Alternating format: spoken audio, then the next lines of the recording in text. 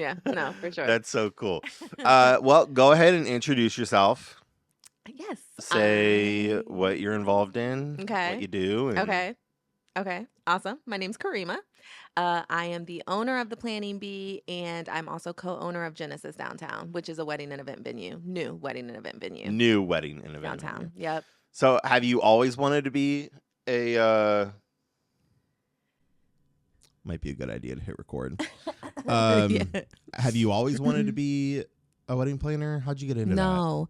So I never wanted to be a wedding planner per se. I've always been good at planning things. So I used to work for Saks Fifth Avenue. And during my time there, I used to do a lot of planning, like in-store events and activations there. Okay. And a girl that I was working with at the time, she was getting married. And the venue that she was getting married at, they provided coordination services, but it was through like another company, and they were Okay. already booked. And so she asked me to do it. And I was kind of like, I don't know. I don't really know. I was like, I've never really done a wedding before. And she's Yeah. like, it's okay. Like, you could totally do it. And so I did it.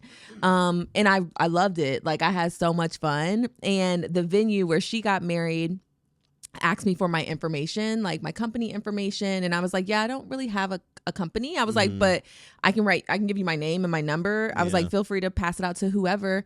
And they gave it to someone, and a stranger called my number like probably a month after my friend got married, and asked if I would coordinate their wedding. And so that's kind of how it started. That's how I started the Planning Bee. Like, someone I didn't know called, asked for my services, and I was like, yeah, let's do it. That's cool. How'd you come up with the name? Yeah. So when I was younger, I was always bored. Like, I was Okay. always bored. And my mom would always be like, you're just such a busy bee. You just always have to be a little busy bee. And so I was just kind of like, what about the Planning Bee?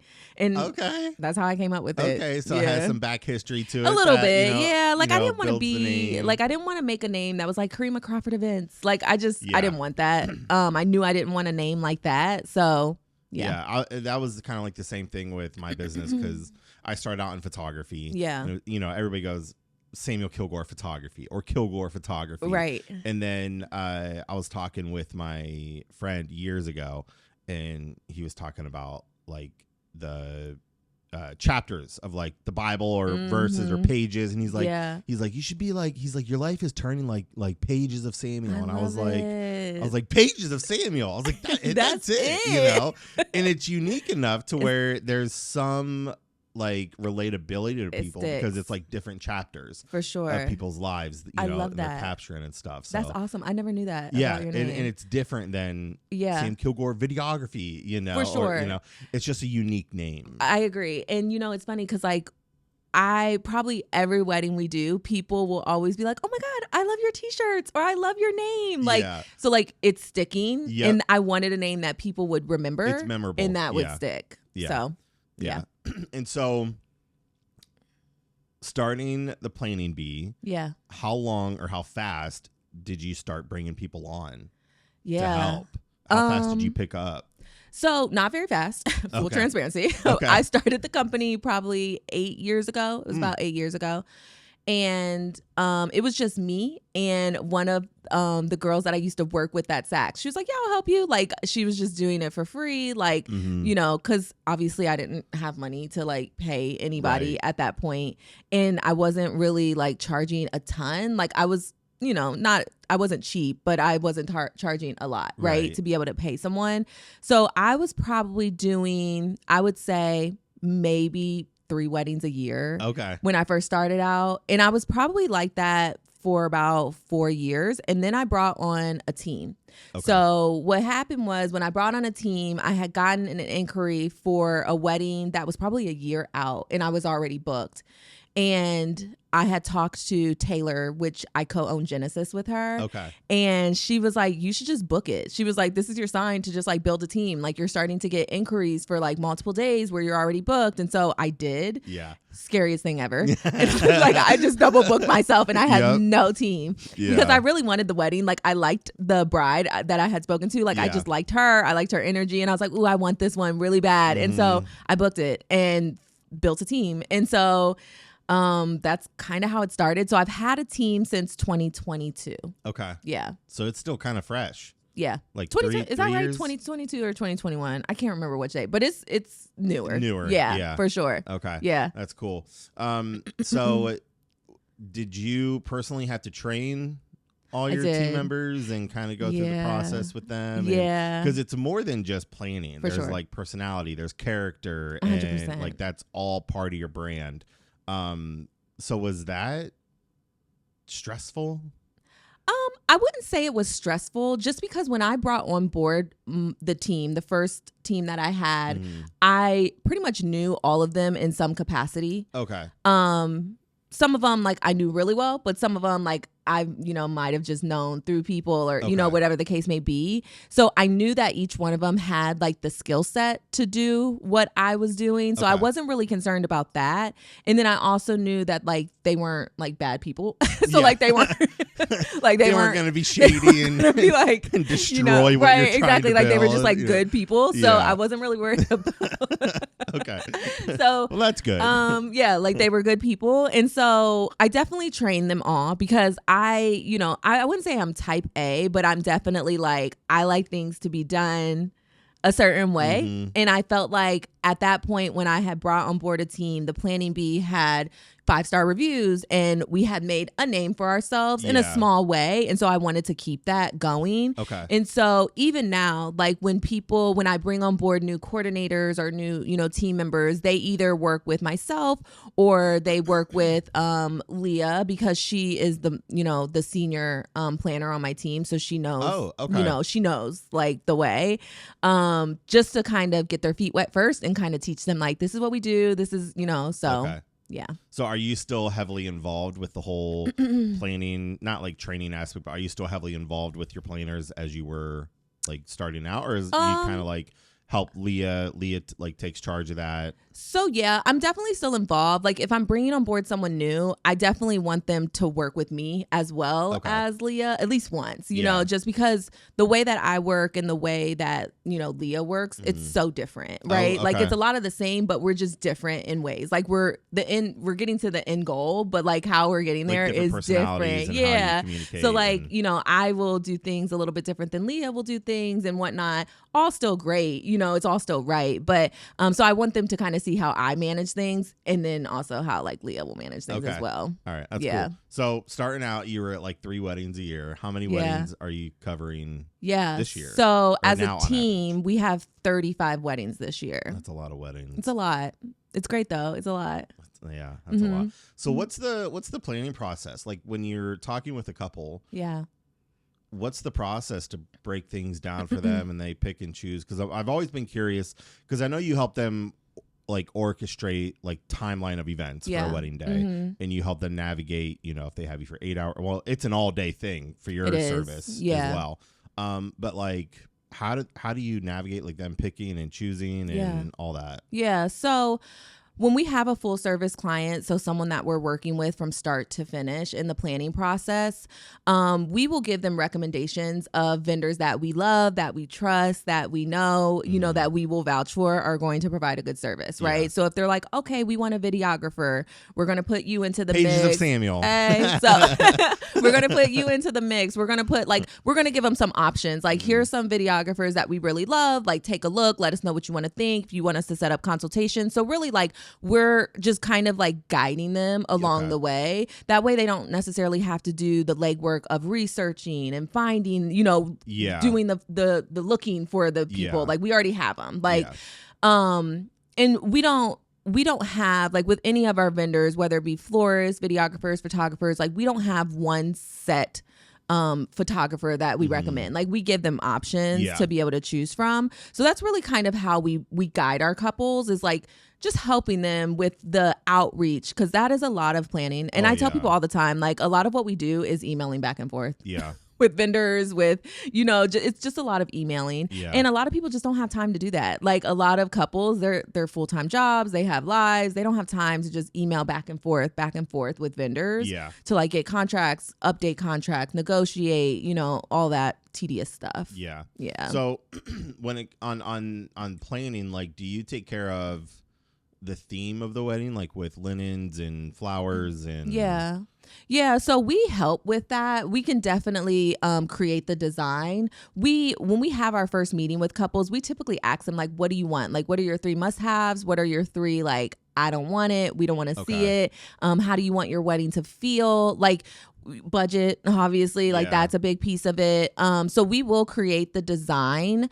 overall design. So that's everything from linens to florals to tablescape items. What color is your flatware? Are we doing charger plates? Like all the things. Like we will definitely help with that, depending upon what package you're working with us for. We don't do that for everybody because it depends on your package. Yeah. Okay. What's a charger plate? Good question. So the charger plate is like the decorative plate that goes underneath your dinner plate. Ah, okay. Yeah. So you don't eat on that plate. It's just there for aesthetics. All right. So now when I show up to a wedding, I'm like, wow, that's a really nice charger plate. Look at that charger plate. Karima taught you. Karima taught me what a charger plate is. Yes. Okay. All right. That's cool. And then what's like a healthy time frame to plan a wedding? Yeah. Like, have you planned everything in 7 days, or does it take months to plan out? Yeah. So ideally we for us, we have a couple of different options in regards to like planning time frame. 15 months is a great starting point. 15 months. It's a great starting point. 12 months is like ideal. Most people can plan a wedding in 12 months, but just speaking to us in our top package, we start 15 months out. Wow. And it's funny because I feel like that kind of has changed a little bit over time, because when I first started doing wedding planning, like it was 12 months. Like that's what you needed, right? But as it's kind of gone on, I feel like a lot of vendors are booking a lot faster. Yeah. So starting at that 12-month mark sometimes can feel a little scary, because it's like, ooh, vendors might already be booked, right? Okay. Even for us, like we started getting 2026 weddings at, let me see, what month are we in right now? June. We started seeing 2026 at the end of last year. Mm-hmm. That's crazy. Yeah.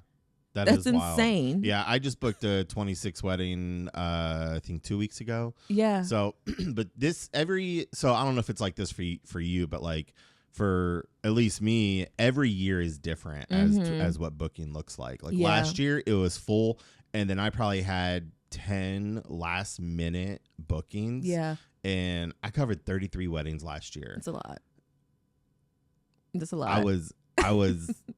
I was hurting. That's a lot. I was hurting, but I locked in. Like I was locking in. And this year it's a slower process, but like I'm getting more bookings for next year than I did last year for this year. Which every year is it's just different. And that's kind of I mean, it's fun because that's like the risk of entrepreneurship, but at the same time it's like, man, and I tell everybody, ask me like, hey, how's your wedding season start? How's it going? It's like, it's just a unique year. Like that's all I can tell them. Yeah. And, but yeah, it's just, it's wild, Yeah, I agree. It is different from year to year. For like this year for us, we have maybe like 5 2026 already booked. Okay. I feel like we start to see a lot of, it kind of like ebbs and flows a lot, right? Like, last year, we got a lot of early bookings, which was crazy because we typically don't see that. So like middle of 2024, we were seeing 2025. So like our 2025 was pretty much at like 28 weddings before 2024 was even over with. Okay. So, and that's never happened. Yeah. Like we usually book a lot in the year for the year. And so this year though, we haven't done that yet. We haven't booked a lot of 2026 yet. So it's true. Like it just kind of depends on what people want to, how people want to spend their money and when they want to spend it. So, so how many team members do you have now? Yeah, so like there full-time, part-time? So we are all they're all technically part-time because they're all 1099 contractors. Okay. But we have a total of 7. That's a good number. Yeah, not all of them can plan a wedding from start to finish. Most of them are just like day of coordination, but in total 7. Okay. I feel like that's probably a good number if you're covering, 30 to 40 weddings a year. Yeah. It's that nice. Kind of navigates. Are you wanting to expand more? Yes. Yeah. Yeah. So we this year we're really focusing on building our corporate and social planning services. And what's that look like? Yeah, so with that, we would be doing truly just working with like corporations, doing more team retreats and just more corporate focused weekday business essentially. We actually just got certified as a woman business enterprise and a minority business enterprise with the state of Ohio. So we're like a certified business with the state. So with that, companies that want to work with minority businesses or work with, women businesses, they go specifically to those businesses first before they put out requests for proposals for other businesses. So like we'll now have visibility to those contracts, which is great because it's kind of like it's easier for us to just kind of go on and look for these RFPs and just like, try to get them. Okay. So, yeah. That's cool. Yeah. Do you plan a lot of corporate events? Not yet. We're trying to, though. Okay. But my full-time role when I started the Planning Bee, that's all I was doing was planning for Saks Fifth Avenue. Oh, okay. Yeah. Right. So that's kind of how I started out in this world. So I'm kind of like excited to get back into it. Okay. Do you think planning corporate events would be more fun, less fun than weddings? I can't really say. I think it's just going to be different. Or different. It's just going to be different. I feel like corporate events, I think they will be less. Obviously, weddings are very emotional, right? And so a lot of couples, they're pouring their all into this, as they should, because it's their wedding day. Corporate clients are very much just like, here's our budget, here's what we want, like they don't, all the frills and thrills, like they don't care about that. Like they just want to like, they're not looking for a charger plate. Right. They're not like, they don't care about that. Like, so yeah, I think it'll be easier per se, but not really, because if it's a huge event, then it's not going to be as easy. So, yeah. All right. So, speaking today, what drives you to continue to plan weddings and build things out? Because I feel like for me, like you cover so many weddings, like, oh, it's another wedding day. People are getting married and so on and so forth. But then there's always like specific things that just like keep you motivated. Yeah. I just truly love it. Like I love planning weddings. I love meeting couples because we walk out of it like friends, right? Like it's kind of sad when the wedding is over, because I'm like, I feel like we're breaking up. Like, when it's just like it's ending when you and spent it's like the past 12, 15 months working together. Exactly. Like a couple weeks ago, one of my couples, they came to pick up something from my house and the wedding was over at this point and they're about to take off to their honeymoon. And I'm like, why do I feel like we're breaking up? Like it was just so like, it just felt sad. But at the end of it, like I love just being able to like have those relationships and build them with not just the couples, but with vendors too. Yeah. Like I've met so many people through wedding planning and I love it. Like I love the fact that I've been able to meet so many cool people, be able to meet, vendors and whatnot. And so that aspect of it, I think, is what keeps me going. I feel like we built the Planning Bee to be such a good name. And it's like the idea of it not being there anymore and like not doing it anymore. Like it's a crazy thought. It literally like it's like makes my stomach like turn. Okay. All right. Yeah. So yeah, I mean, I think that, and then too, like I like to work, I like to grind and hustle. I have a son, and so I'm like, he sees me doing this, and it was funny because I asked him a couple of weeks ago, I was like, what do you want to do when you grow up? And he was like, well, I want to go to the NBA. And I'm like, okay, well, what happens if that doesn't happen? He's like, well, I'll just take over your businesses. And I'm like, okay, like that made me happy to see that, even though he's not going to do that, but he's no.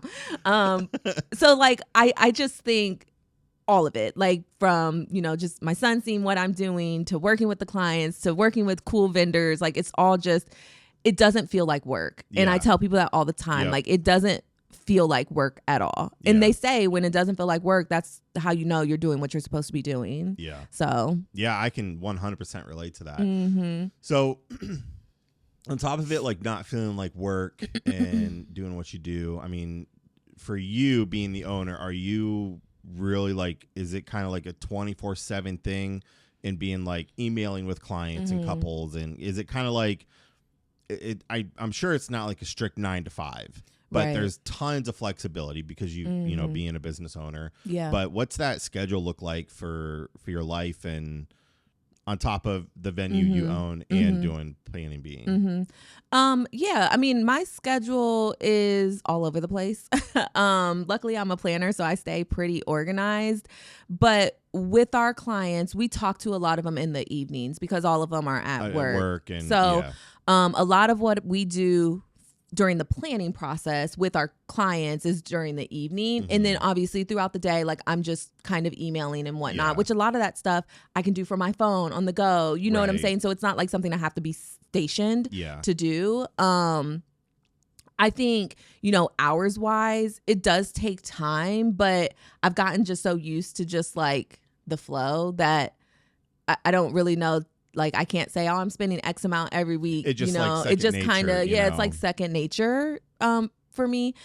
During busy season, it can be a lot because it's like we have to keep things moving. You know, when you're in busy season, you also have clients that you're also still working with that you have to like keep their stuff going. So you can't just like turn it off. So that can be a lot sometimes. But I think it's just second nature. Like I just I thrive on like chaos. I don't know if that makes sense or not, but organized chaos, like that whole thing.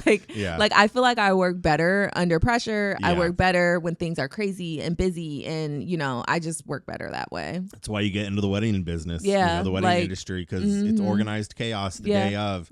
And I can relate to that as well because I always like some weddings you'll cover and it's like it's such an easy day and it's like I don't know what to do with myself because it's so easy as opposed to some wedding days it's like every 20 minutes something is happening and it's like I thrive on those days because it's constant, it's nonstop and you know, but there's not to say one's better than the other, but that whole that pressure, it's I don't want to, it's fun but it's good, you know. I feel like it kind of like sharpens me, right? Those days where it's a little like, ooh, I'm not used to this. Like it's a little chaotic, right? It's like, all right, Karima, time to step up. Like you're locked in, you're ready to go. I feel like it kind of like it sharpens me as a planner. Like, you know, throwing some hard pitches at me, it kind of helps me stay on top, you know? Yeah, that's I can definitely relate to that. Yeah. That's cool. Yeah. So you own a venue. What made you purchase a venue and how's that going? How long have you had it? All the things.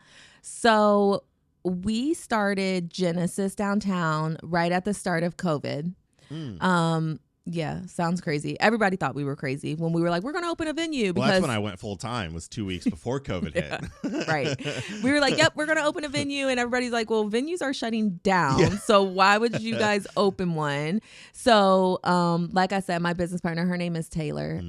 We started this at the start of COVID, and really how we jumped into it, I always knew that like naturally the next step for me would be to have a venue, you know, as a planner. I knew I wanted to, you know, have something more. And Taylor, she was also kind of on that same trajectory as well. And so she had actually approached me while she was starting to work through opening her own venue. And she's like, hey, like I'm starting to, you know, work through it. And I really want to have an in-house wedding planner. I want the planning bee to be that for me. And I was like, ooh, okay. I was like, that's awesome. I was like, I'm actually already in the process of trying to do my own thing. Like I was already applying for like SBA loans and whatnot. And I knew Taylor's work ethic. Like me and Taylor, we know each other from back in the day. We ran with the same group of friends back in high school. We went to two different high schools, but we ran with the same group of friends. We were never best friends or anything like that, but we always stayed connected for some reason all throughout high school and college and even into our younger adult years. And so when she approached me about that, I was like, what would you think about doing it together? Because like I knew her vision for her venue and I expressed to her what my vision was for my venue. And she was kind of like, let me think about it. Like, I'm like excited. I was like, let's just do it together. And so she's like, well, let me think about it. She was like, let me talk to my husband. Like, let me talk to my mentor. She was like, let me pray about it. Let me ask God, you know, like what to do. And so I was like, okay, that's fair. So she came back and she's like, okay. I was like, so what's up? We gonna do this or not? And she was like, so I talked to my mentor and she asked me a great question. Like, would you rather her be your competitor or would you rather her be your partner? And she was like, that was kind of what sealed it for me because I knew like my work, she knew my work ethic. And she was like, I wouldn't want, you to be my competitor. So that's how we joined forces. Okay. And so from there, like I said at the start of COVID, we started walking around Columbus to find a venue. We wanted it to be downtown. We found a spot. It was sitting vacant for 9 years. Wow. And so we ended up getting an amazing deal on the space, and we renovated it for 3 years. It took a long time.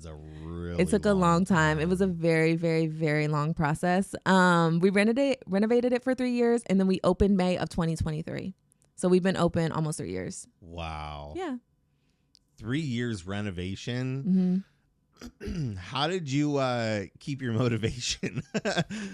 I feel that's a long time to renovate. It was hard. It is a long time. And I think what made it even harder was because during COVID, everything was just messed up, right? Supply chain issues, just so many delays. Everything was just so screwy during COVID. Yeah. And there was a lot of times when I was like, Taylor, I can't do this. I was like, I'm about to pull out. This is just too much. I was like, I can't. And there was a lot of times when she was like that too. The amount of times that I cried during this process, because I'm not a huge crier. Yeah. The amount of times that I cried during this renovation process, it was insane. Because I'm like, this is too much. I can't do it.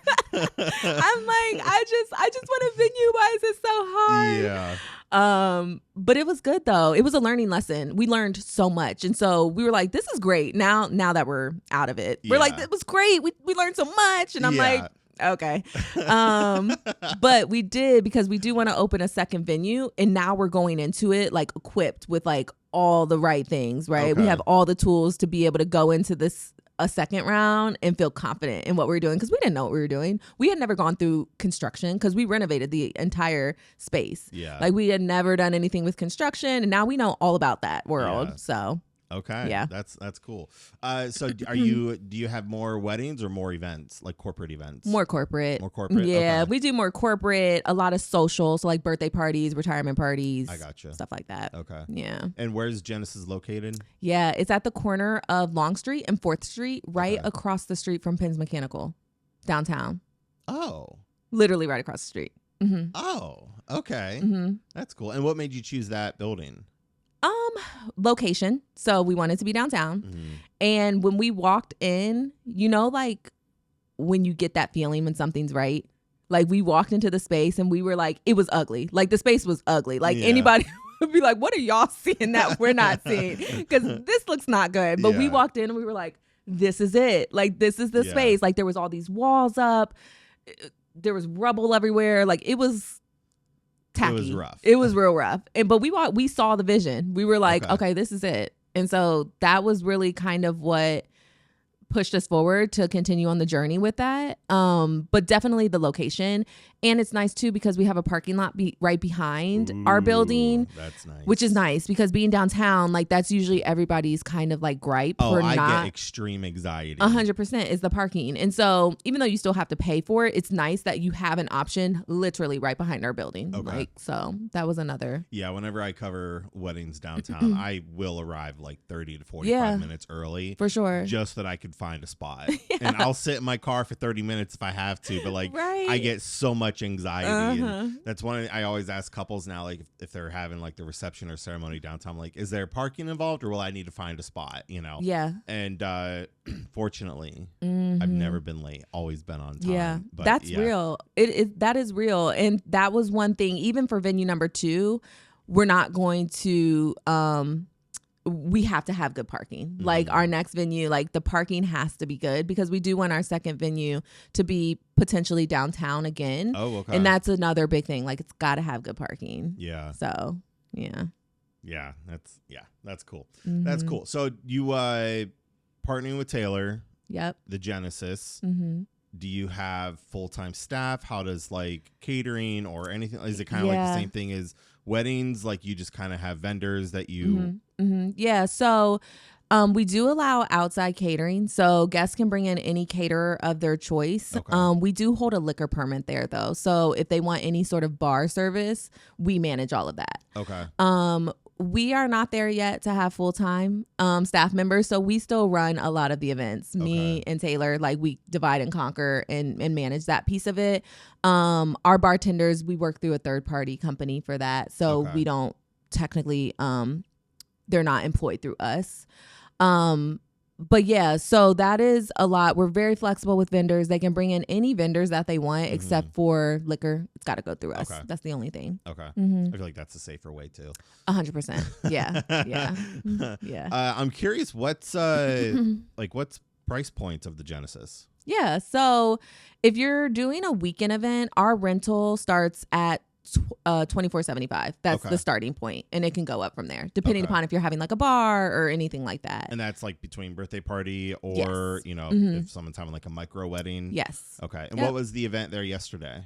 It was a wedding ceremony only. Yep. Okay. Just a wedding ceremony. And then we have an event tonight, which is a retirement party. Oh, okay. Yeah, I'm actually going there after this. Very fun. Okay. That's cool. That's exciting. Yeah. So let's get diving into business owner, entrepreneur. You're a mom. Yes. With one son. Yes. Right? Okay. Yeah. What do you do when you're not in the wedding industry or navigating the Genesis with events? Yeah. So I still work a full-time job. So on top of working a full-time job, so I work that Monday through Friday during the day as well. And then on the weekends, when I'm not, I know. My goal, yes. What's your full-time? I'm an executive assistant. Dear Lord. Yes. So I do still work a full-time role. However, when I'm not doing that or wedding planning or at Genesis, I like to be at home. Well, that makes sense now. I like to be chilling at home. Holy cow. Yeah. So it's crazy. You're busy. Yeah, it's crazy. You're a hard worker. That's Thank good. you. That's great. So that just baffles me. Really? Yeah, just a busybody. Busy bee. Busy right? Bee. Okay. All right. Yeah. So how old's your son? He's 13. 13. Okay. And what's his personality like? How do you navigate that momhood, working executive, and then you have Planning Bee and the Genesis. And yeah. So he, like I said, he's 13. He's super chill. Like he's a cool kid. Like he's just like very chill. Yeah. All the time, except for when he's at home with me. But like in out in the public, like he's just a very like quiet kid. He plays basketball during basketball season.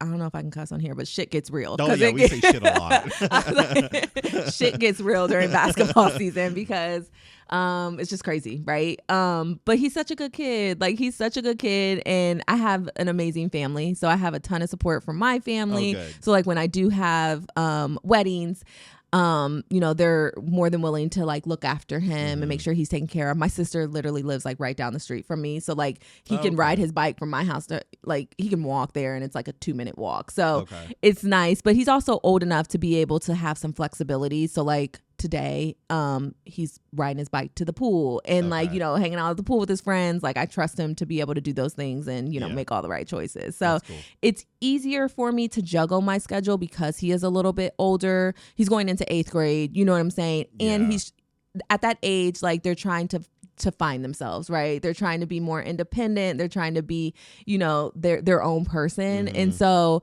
I'm letting him do that. And that helps me in turn because he is so responsible and I trust him to, be able to call me when you get to the pool, call me when you're leaving the pool, like all those things. And I can kind of navigate what I need to navigate. Him, like his freedom to 100%. 100%. Cool. Yeah. That's cool. Yeah. So what was your childhood like growing up? Yeah. So I had a great childhood growing up. Have you always lived in Ohio? Yeah. Okay. Yeah. So I'm from Ohio. I grew up in Sunbury. So right down the street. I had a great childhood growing up. Country girl. I'm not a country girl now, but I grew up in the country, walk outside with no shoes on, run around, creaking, all that stuff. My parents had a pool in their backyard, riding bikes. Like I had that flexibility that I'm trying to give my son, like my parents would be at work during the day in the summertime. And I mean, there was 4 of us. So like they weren't about to put 4 kids in summer camp, that's so expensive. And so they'd be like, here you go. Like I remember my mom would always at the start of summer, she would take us to Joann Fabrics and she'd let us like all pick out like 2 crafts. Yeah. And like that would keep us occupied for probably like a week. And Yep. then like after that, she was like, figure it out. And Yeah. so like my best friend at the time, she lived right down the street. So I would just ride bikes and just outside. Yeah. Yeah. Just Yeah. outside. My mom worked at Joint Fabrics for like, gosh, 20 years. Really? I mean, it might have been longer or shorter, Mm-hmm. but she was like one of like the top sales. So Yeah. she's big time sewer, fabric, all Wow, the that's things. So, awesome. but yeah, like anytime, I would like, if I woke up one day, I was like, oh, I'm sick. Like, let me go to work with you, because Yeah. Joanne Fabrics has all those All arts the things, and crafts yeah. and like all the Mhm. things. So I'm very familiar with Joanne Fabrics. Yes. Yes. But that's cool. That's very cool. And siblings? Yeah. So I have 2 older sisters. I have an Okay. older brother. And then I have, actually, let me back up. I have 3 older sisters. I have an older brother, and then I have a younger sister. So there's 6 of us total. Okay. Mm-hmm. Okay. Yeah. Growing up, what were, like you mentioned, living in the country, being outdoors, crafts, all those things. When you were younger, what did you have like any aspiration to have a certain career, have a certain Mhm. goal, and Yeah. what was that like? Yeah. So I used to want to be a beautician. Okay. I had this one Barbie doll head, and I don't even know if it was mine or if it was my little sister's, but I had a Barbie doll head, and it was like one of the bigger Barbie doll heads. And I played with that probably through like, probably into middle school. Okay. Like I would always do her hair and curl it, and I wanted to be a beautician. I loved doing hair. And I always said, I was like, I'm going to go to college, I'm going to get a business degree, and I'm going to open up my own salon. That's what I wanted to do. Mm-hmm.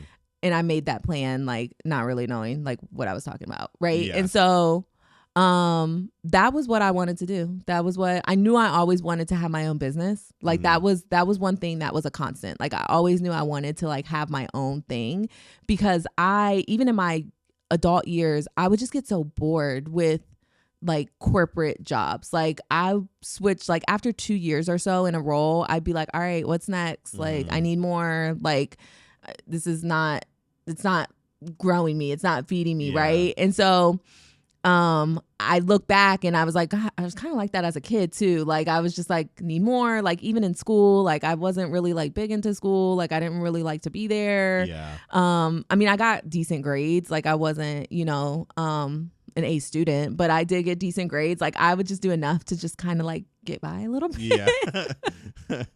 But like, Yeah. but like I just was never like, I just always felt like I needed more, know?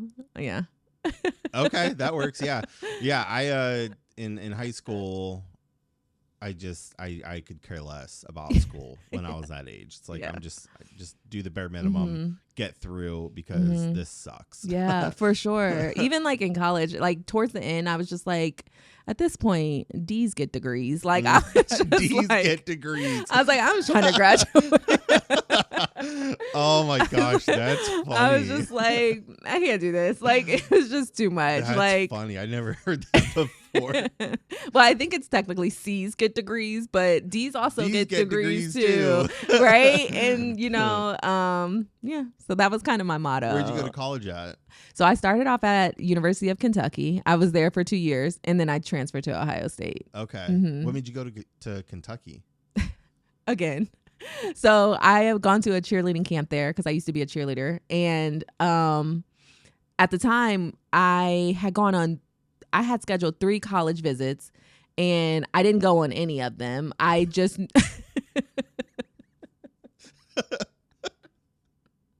I didn't go to any of them. You immediately knew it was just boring for you and it wouldn't be good enough. I didn't go on any of them. There was one, I had one to UC, University of Cincinnati, one to Eastern Michigan, and then one to the University of Kentucky. I had gotten into all of those schools, and the only one I had actually seen was UK. And I remember my mom was like, you got to make a decision. And I was like, I guess I'll just go to UK. Like, that's how I remember that so clearly. I was like, I'll just go to UK. Mm-hmm. Like, who makes a decision like that about college? Just like, nonchalantly. it's just like, I'll just go to UK. UK's it. Is it? Like, and so I ended up going, didn't love it. Like, and so I transferred home. So that's how I ended up at UK. All right. And what was your major? Yeah. So when I started at UK, I was a business major. Okay. And then I took accounting 101 and I was like, I can't do this. Yeah, like that's. I was like, this is not my field. And so when I transferred to Ohio State, I changed my major and it was strategic communications. So Okay. with that, so at that time in my life, I was like, I want to be a publicist. I wanted to be a publicist to like a celebrity. And so I was like, I'm going to graduate college and I'm going to move to California. I wanted to move to LA. And then I got pregnant with my son and that kind of put a halt to that. Yeah. So yeah. What is strategic communications? What's that involvement? It's like publicity. Like, okay. So I did. Okay. Yeah. Mm-hmm. Okay. Yeah. So University of let's Kentucky. be honest here. I feel like communications, like most people that don't really know like what they want to do in their life, you know, I'm gonna be a communications major. Okay. All right. Yeah. So strategic communications. And accounting, definitely. I mean, we pay people to handle accounting. 100%. At least I did not want to deal with accounting. So it's funny. So I registered my business, and it was 2.5 years before I hired an accountant. Yeah. Because I was just like, oh, it's like I didn't know anything. You know, I didn't know how to run a business or keep track of things. And when I did hire an accountant, they're like, when did you start your business? And I was like, oh, just for reference, I started in like 2020, you know. And they're like, oh, we're in 2023. We need all your backlog of everything you purchased, because I didn't even have a business account. Yeah. I had an LLC, but everything was still going through my personal. Karima. Mess. The stress I had for about 3 months of going back and finding every single purchase I had made for my business and mileage and going through, like, it's a lot. I was traumatized. Like, I was just traumatized.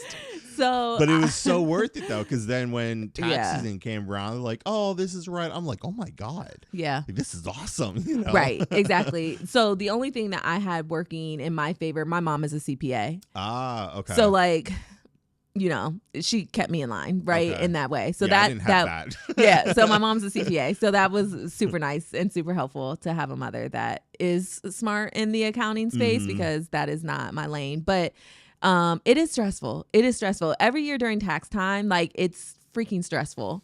Like, it's so like reconciling and doing all this, and it's just a lot. It's a lot. Is your mom your CPA?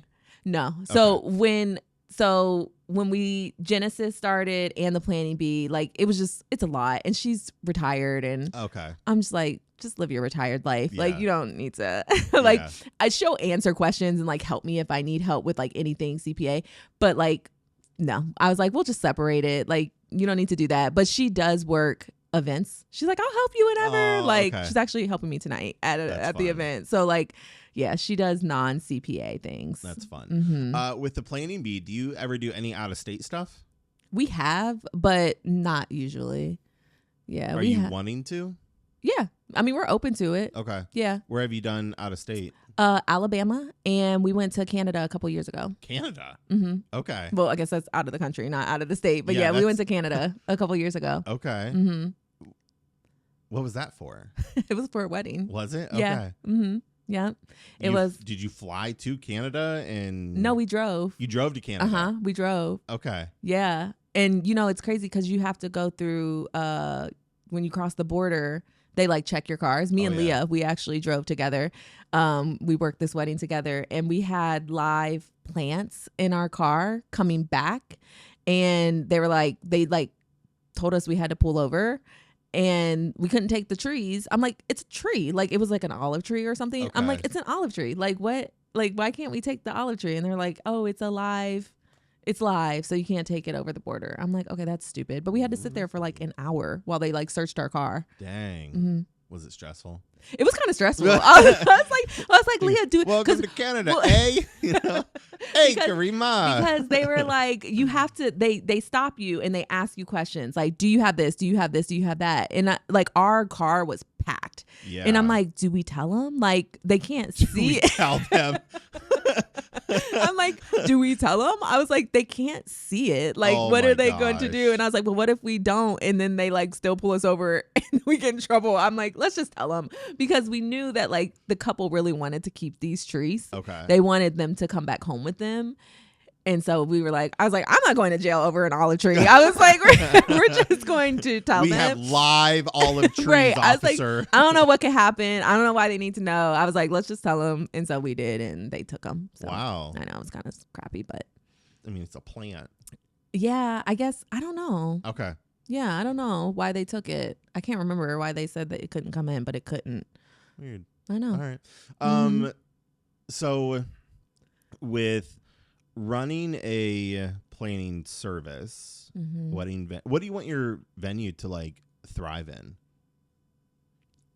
I think I would want our venues to thrive in the corporate space. Okay. I feel like our space is perfect for corporate, whether it be, evening galas or daytime events. Like, I think we have the perfect space for that. We also have the perfect space for social too, but with our price point, it takes a certain client to want to spend that much money on a birthday party or, something like that, which they do. We do have clients that are like, yeah, I want to ball out. Like, let's do it. But I think corporate, it's perfect for that. Okay. Okay. And then with your planning service, what's the next phase for that? Yeah. So really building out the corporate side. Okay. So down the line, I want to, break it up. We'll have a wedding side of the planning bee. We'll have a corporate side of the planning bee, and then building the team even further to have a team that's just focused on weddings and a team that's just focused on corporate.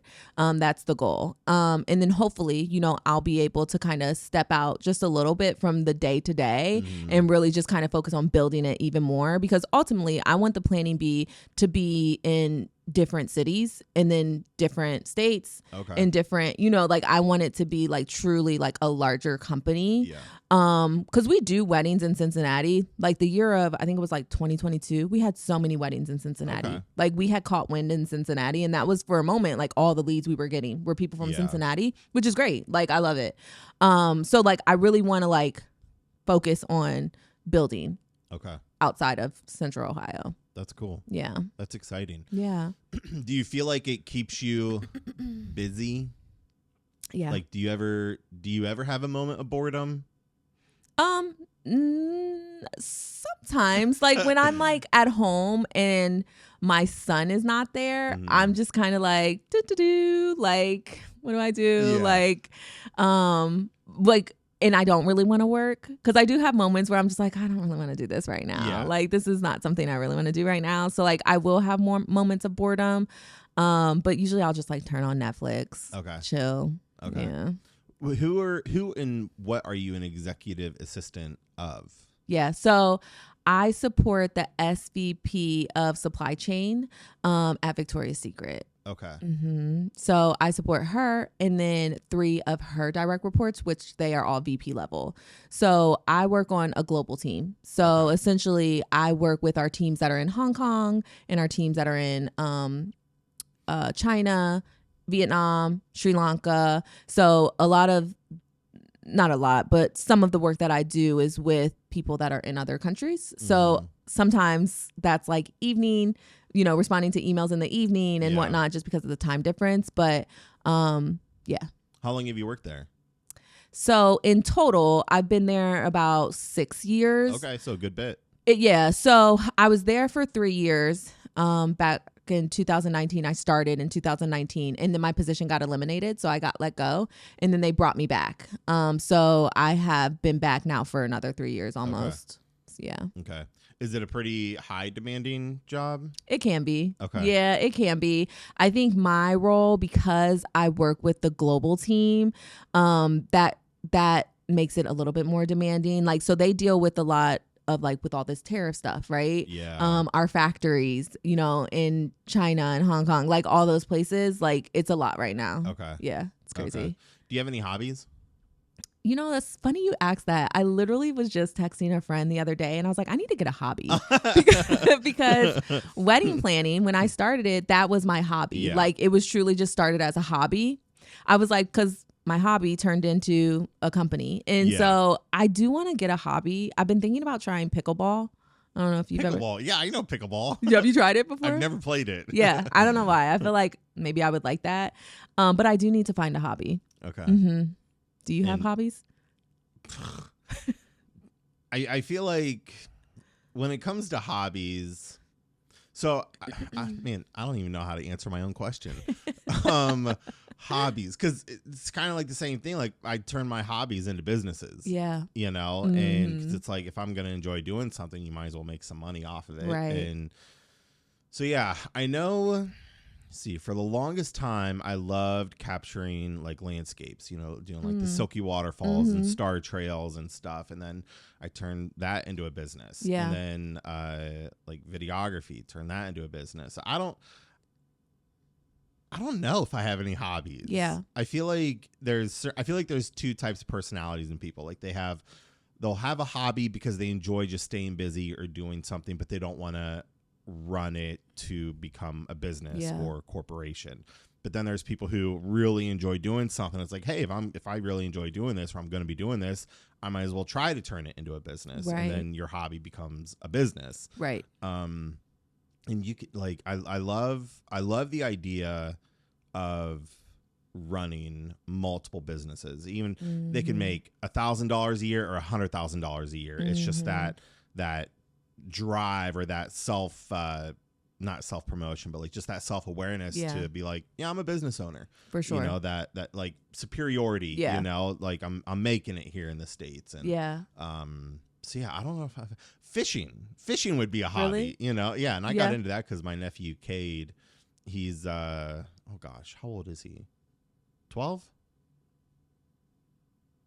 11? Something like that. Something a like preteen. that. I have 4 nephews and I love them to death. But he got into fishing, I think maybe 2 years ago. Yeah. Just had like a deep, deep passion for it. And like I remember being a kid, like, grew up in the country. There was a pond, you know, a mile away. I'd ride my bike to and go fishing at the farmer's pond. And so when he got into fishing, he's like, Uncle Bubby, you got to take me fishing. He's like, I got all this lines and rods and lures. And I was like, all right. So I was like, I don't have any fishing gear. So I went out and bought a lot of fishing gear because it's like, I'm going to help you fuel your passion, you know? And the kid is still obsessed with it. Yeah. And so I'd say fishing is a hobby. Yeah. But I generally only fish when I take him out. Yeah. You know, and but yeah, fishing. Yeah. Fishing would be hobby. Everything else is just business. Yeah. You know? And, you know, I would say the same. Like, for me, everything else just is so business, which is great. But, like, I think ultimately, like, everybody needs to have something that's, like, your outlet, right? Yeah. Like, how can you kind of, like, turn it off for a second? So I do want to try pickleball. And, too, I like meeting people. Like, I feel like pickleball, like, I could, like, meet people, you know, outside of, like, what I do, you know, day to day. Because a lot of the people that I meet, like, they're in the same world. So it's like, when we meet up, how's your wedding season going? Yeah. Like, what, you know what I'm saying? How many weddings you doing this year? How do you feel about that? Yeah. Like, you know what I'm saying? Which is great. But, like, sometimes it's like you kind of want to meet people that can kind of, you know, inspire you a little bit differently. You know what I'm saying? Like, about other things in this world other than weddings and events and stuff like that. What you're involved in. Exactly. Basically. For sure. So it's on my list. I'm going to try it. Yeah. So for you, Karima, what do you do for yourself to keep you going, to keep you inspired, and to live like every day doing what you do and who you are? Yeah.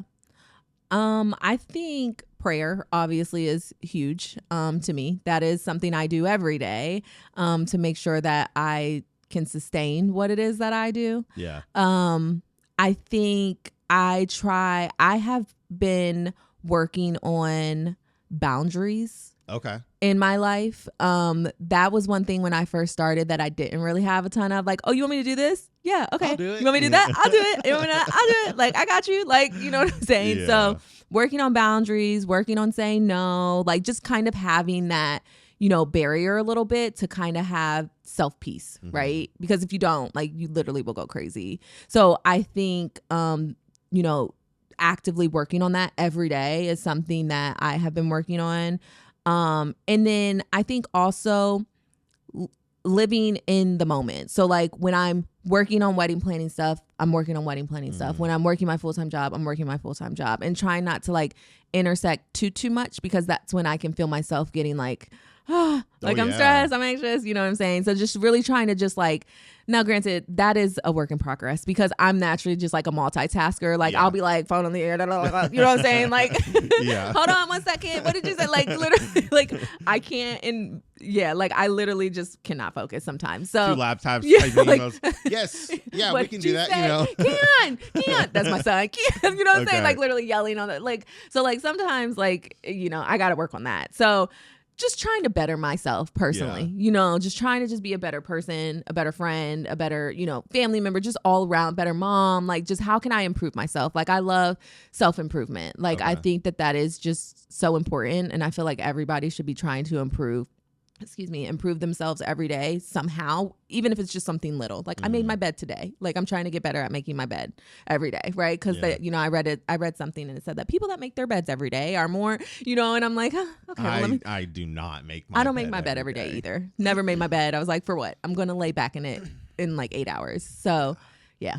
This was years ago. I remember people talking about like the amount of dead skin cells that fall off your body when you make your bed. It traps those like those dead skin whatever. So it's like that's one of the reasons why I don't make. I mean, I'll throw up the sheet or the comforter and I'll just like, you know, that's as far as that goes. Yeah, my bed. I mean, I have like 30 pillows, but half of them are on the floor, and you know, it's just like that's good. You'll be back in, you know, 15 hours. Yes. And, no, I'm the same way. So so a typical day then, when you're working your executive job, is Leah kind of like the liaison to handle emails? Are you guys, with the system you use, are you all included to stay you know, up to date in communication? Yeah. So because we work with different couples, like we kind of manage our own couples. So like if I'm getting an email during the day from a couple and it's something that, you know,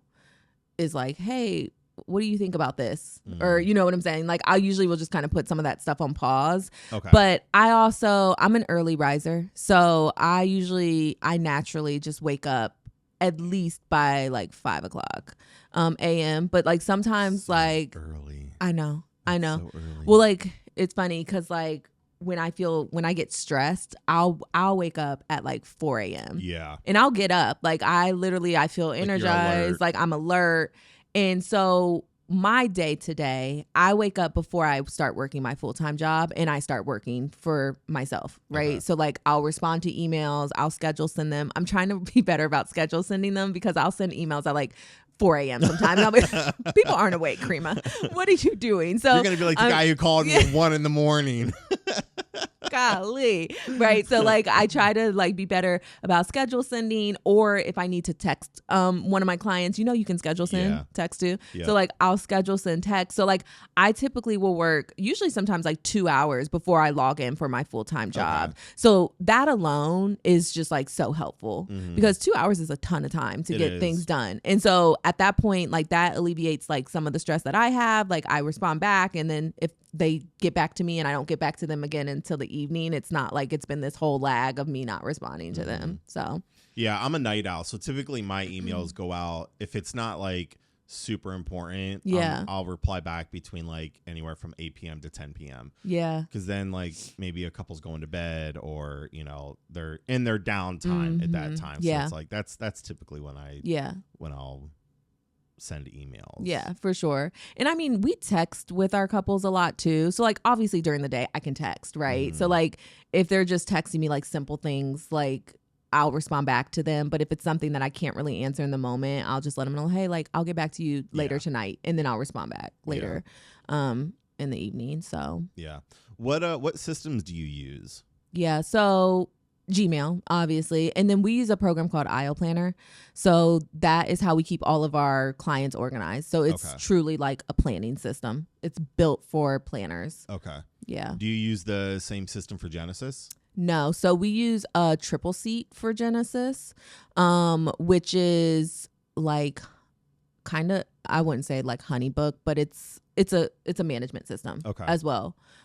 So yeah, we just use that for Genesis. Okay. Mm-hmm. I'm still very old school. Yeah. I feel like, at least I feel like I'm old school. I don't use Honeybook or anything for weddings. Mm-hmm. It's just straight email, and I'll do Stripe for like collecting payments and whatnot, and then that's it. Like, yeah. I mean, if it works, it works. yeah. You know, because I feel like couples are already having so many things to do to like keep organized and plan things. And it's one of the things I tell couples, like, I'll be the easiest vendor you ever work with. It's like, here's my number, you call, text, you have my email if you have any questions, but here's a contract, email, here's the booking, that's it. Like, let's just keep it simple. No, I love it. And I think that's one of the things like I incorporate with a lot of things that I do is like, let's just keep it simple. Like, there's no need to extravagantly make things overly complicated. For sure. Because I feel like some people do that. Like, they're just so extravagant in their services. And again, everybody flows and operates in different, wavelengths. But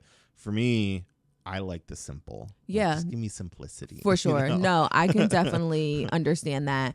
The program Aisle Planner that we use, we like it because the client also has access to it. Okay. So it's truly like a wedding planning tool. Yeah. So like there's a checklist, there's a budget management. So like when they sign with us, we give them access to that because they could potentially find it beneficial to help kind of alleviate all the and stress. I'm sure it's very visual for It's them. very visual. Like, and we do have clients that are like, oh my God, this system's amazing. Like, this was so helpful. But sometimes when clients start with us, they kind of already have their own process in place, like Excel documents and stuff like that, which is fine, whatever. But we do give it to them just as an option. If they have like an Excel document, are you able to upload that into Aisle Planner? Okay. Yeah. So yeah. Depending upon what it is. You can incorporate their process into your system. Yeah. Okay. Yeah. Yeah. Depending upon what it is. So like if they already have a guest list in Excel, we can upload that into Aisle Planner. Okay. And so that way we can see it. But it's so nice because it's like you can track all the meals and you can track who's coming and it like literally download PDF. There you go. You have it all. Okay. So it's a nice tool. I like it. That's cool. Yeah. And I'm sure it's super convenient too. It's very convenient. Yeah. What's a checklist look like? So the checklist that we have, it's probably like 18 pages long, but it includes hold on though. So hold on. Oh like it's probably this is a test. I'd probably say 15 to 18 pages long. It's long. It is a very long checklist, but it has truly everything in it that you can think of. And it's nice because the checklist, it breaks it out months before the wedding. So like with wedding planning, we always tell our couples, like, obviously when you get engaged, you're like, oh my God, I got to do this. I got to do that. I got to do that. And like, yeah, you got to do that stuff. But like all that stuff, you don't have to do like all in one swoop. Right. You have time to do it. So like the checklist is nice because it breaks it out like months before the wedding. So like 15 months before the wedding, you should have 3 weeks before the wedding, you need to think about this.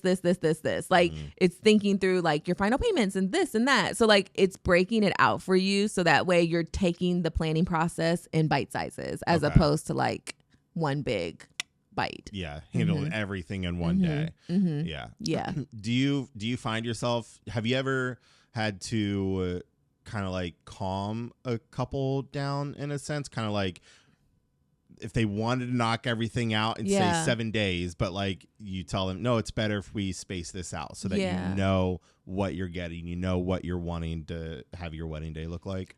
Yeah, I mean, I think for us or for me, I think that I'm like naturally just like a calm person. So like when I talk to clients, like I can just let them know, like, yeah, we'll get there. We'll get to that point. Like we don't have to worry about that right now. And like, just because I'm calm, it keeps them calm. Now, obviously there's moments where I'm like, all right, this needs to be a priority. Like we are 2 weeks out. We need to do whatever the case may be. But like with planning, like if you're spastic, they're going to get spastic. Right. So like if I'm like hyper and like over the top, like they're going to be like, oh my God, hyper and they're going to be hyper and over the top. So mood like matching. Right. You know? So like I usually am just like truly just like a cool cucumber for the most part. Like people like all of my old bosses, they would always tell me that. They're like, you're always just like such a, you got a lot of one-liners. D's for degrees, cool as a cucumber. Cool. Like that's so funny because Leah tells me that too. She's like, your sayings are just out of here. She's like, the things that I've learned from you, and I'm like, yeah, but yeah. So I tell people that you're just as cool as a cucumber. That's so funny. Okay, that's cool. So kind of backtracking a little bit, and touching base kind of like on the same topic. I really want to get into like your inspiration and what you want for yourself. Yeah. Because you're a successful woman, you're a mom, you Yeah. you're an executive assistant, Plain and B, the Genesis. Like there's so many moving pieces as to what you do. So what honestly, like within your soul, what drives you to become the best version of yourself? Yeah. I think for me, obviously my son is like the number one driving factor for me. So I'm a single mom, and I feel like I do what I do every day in hopes that I can inspire somebody else, right? Whether it be another, single parent, a single mother, like that drives me, right? It drives me that I have someone that is looking up to me, that is seeing what I do every day, in hopes that like maybe he'll want to, do his own thing, which, funny story, I do feel like my son is going to be an entrepreneur one day, and I'm going to tell you why. So he came home from school one day and he had $40. I was like, Keon, where did you get that money from? And he was like, oh, well, I mean, I was charging kids to do their typing homework. And I was like, Keon, you can't do that. Keon, come on. So like, he's got a little bit of a hustle in him. I was like, but you got to reel it back in, son. I was like, you can't do that. I was like, you're going to get in trouble. Like if your teachers find out that you have charged kids $10 to do their typing homework. That's so funny. But it is what it is. So anyway, so yeah, I think having, my son, he's 100% like my reason for what I do every day, why I work so hard, because it's like, I want to be able to give him the childhood that I had growing up, that my parents were able to give me. And, that came with a lot of hard work. Like my parents worked very hard to give us, the lifestyle that we had and the stability that we had. And I want that for my son. And, to just take it a step further, like I said, I do want to be able to like inspire other people, right? I want people to see like, oh, well, if she can do it, I can do it. I got pregnant kind of young. I was 21 when I got pregnant, 22 when I had him. And like when I got pregnant, there was just so many unknowns. I was like, I'm so young, I'm gonna afford it, da, da, da, da. And like I never really wanted to be a statistic. And like I never really wanted, people to look at me differently because I was a single mom. Like I wanted them to know that like I was gonna do this shit. Right. Like I was, I'm gonna do it. So that was like for me what pushed me to just like I gotta rock this out. Okay. That's cool. Yeah. That's very inspiring. I love that. So speaking of your son making money, I once needed money as well in my younger years. And I have two sisters, and we had hot dogs. Oh. So I cooked hot dogs and I sold them in the living room, and they had to pay me for a hot dog. I made like $3. I love it. I was like, there we go. And then Whatever. Rachel, who's my oldest sister, she still cracks jokes. She's like, you sold us hot dogs. I said, you could have gone to the kitchen. There was plenty in the pot, but right. I love it. That aspire, buy a hot dog because I want $3 for Tootsie Rolls or something. Yeah. I don't know. Yeah. But that's cool. That's cool. What's he enjoy doing? He mentioned basketball and right now he's just in that mode. He wants to kick it with his friends. He loves to hang out with his friends. Is he a Fortnite guy? He does play Fortnite. He games. He's a gamer. Not as much. He is starting to kind of like, wean out of that a little bit, but he does like NBA 2K, Fortnite. My nephew is here right now for the summer, so he's spending the summer with us. And they're close in age. He's like a year and a half younger than him. So like right now they're just like living their best lives. Like I bought my nephew an electric scooter because my son had an electric bike. He has an electric bike. And so now they're just like ripping and running around Westerville. That's cool. Living their lives. Yeah. That's cool. Where areas, you said you lived in Sunbury. Did you grow up in the same area your entire childhood and then move, or was it like once you're old enough, boom, move and go on your own? So before my parents built a house in Sunbury, which was like 1995, I think they built a house in Sunbury. We were in Gahanna. So I was in Gahanna for like kindergarten, and then we moved to Sunbury, and I truly grew up in Sunbury. So like elementary, middle school, high school, went to the same school district. And then I moved to Kentucky after college or after high school. I moved when to you made the random choice to go when to I UK. made the random choice to go to UK. I moved to Lexington, Kentucky. And from there, when I moved back home, I ended up moving in with my sister. Me and my sister lived together when I transferred back to Ohio State, which we lived over by Easton. Okay. Mm-hmm. Okay. What would it take for you to not work your executive job anymore? Yeah. So I think because you just enjoy working. Like I you do enjoy like to work. You enjoy being busy Yeah. and you enjoy all the nuances that it takes with that. Yeah. Yeah. I do like to work. I like to be busy. I think for me, it's like, obviously, insurance, health insurance is like a big thing. You got to have health insurance. And then too, like, I like money. Yeah. And like, it's kind of a good thing to have, Like, I like money, and like, not that I like, and I don't glorify money by any means, right? Yeah. But like, I do like money. Like, I like to have that like stability of knowing, like, if I want to go spend X amount of money on a quick vacation for, me and Keon, I can do that and do it without feeling guilty, right? And not saying that I wouldn't be able to do that if I left my full-time job, but I would have to think about it more. Like, is this the right decision? Like, should I do that? And like, now I just like, like, you know what I'm saying? Like, even like buying my nephew the electric scooter because he was struggling to ride his bike up against Keon's electric scooter. Yeah. I'm like, okay, you want the electric scooter? I'll get you the electric scooter. Like stuff like that. Yeah. Like, I like to be able to like spend money on like, my family, and, whenever I need to, I like to treat and dine and all that type of stuff. And so that's kind of really what's holding me back a little bit.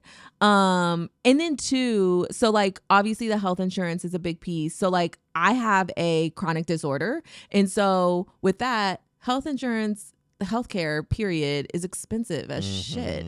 And like, being sick or having a disorder in America is like trash. Yeah. Like, literally trash. And so I have to get medicine every 6 months, right? And it's an infusion. I kid you not, Samuel. I got the bill and they didn't apply my health insurance to it. Take a guess at how much it was. $13,782.48. No. It was $92,000 for my medicine, for me to sit in the chair, for my time. Like, it's so expensive without. That's insane. Mm-hmm. Isn't that crazy? I got the bill and I was like, what is this? And I was like, I need a fourth job. This is like my house. Forget sleep. Started stressing, right? Like, get on my laptop. Oh my! I need to book a wedding. No, but yeah, it's so expensive, and so that is like a I don't want to say it's a fear, but it's kind of a fear, like, to like not have insurance and not have it. Well, when you're getting bills in the mail for $92,000, oh it's insane. Gosh. It's insane. Mm-hmm. What's the chronic? I have multiple sclerosis. So that's a spine. It's MS. So MS is for short. So you probably have heard MS. So essentially, with multiple sclerosis, it attacks your nerves. So essentially, like, for me, when it started, let me just back up. So I got diagnosed with MS in 2016. So it's been a while. I've had it for a while. And it was crazy because at the time I was working out really heavy. Like, I was just like working out with the trainer, and like, I noticed like my hands went numb all of a sudden. And I was like, that's weird. Like, my hands are just like numb and tingling. And I was like, maybe I pulled a muscle or something. And so I just kind of ignored it. But then like, I noticed like my feet were starting to tingle and the left side of my body was starting to like go numb. And I'm like, okay, this doesn't seem right. And then I also noticed that I started to lose strength. So like, my son, he was probably like 3 at the time. Like, I could not pick him up. Like, it was just like, ugh. Like, it was like kind of like a ton of bricks. And I'm like, what is going on? And so I remember being at the grocery store and like, I went to go grab a gallon of milk and like, I dropped it and like, I started crying in the store. I was like, something's wrong with me. So I remember like crying in the grocery store. So I told my mom and she's like, well, it's fine. We'll just go to the doctor. We'll see what's wrong. Like, it'll be fine. Like, whatever it is, like, it'll be fine. And so ended up going to the doctor. When they do the what is that? The Yeah, reflex the test? hammer. Yeah. Yeah. Well, I went to the doctor by myself. So like this leg, he did it. My leg bounced fine. This leg, he did it. Nothing moved. And he was like, That's what the doctor, he was like, I That's was when like, you go, what is well, that's what I was like, Speak I was like, now, so you know? say something. So I was like, so what do you think it is? Like, he was like, well, I can't really say right now. He was like, but I'm going to have you go get an MRI. And I was like, okay. So I go get the MRI. I go back and see him. And he was like, he was like, I do believe that you have MS. And so essentially on an MRI, when you have MS, a normal brain scan, it's just gray. Like it's usually just gray, right? On my scan, there was like white spots on my brain. So essentially with MS, it attacks your nervous system, essentially causing what they call lesions. So when your body sends signals through your nerves, right? Like there shouldn't be any like blockage, right? Whereas like my nerves are damaged. So like for me, my hands, they're constantly tingling. Like they have a constant tingle to them because the signal is damaged. The signal in the nerve that would signal my body to not cause my hands to be tingling is damaged.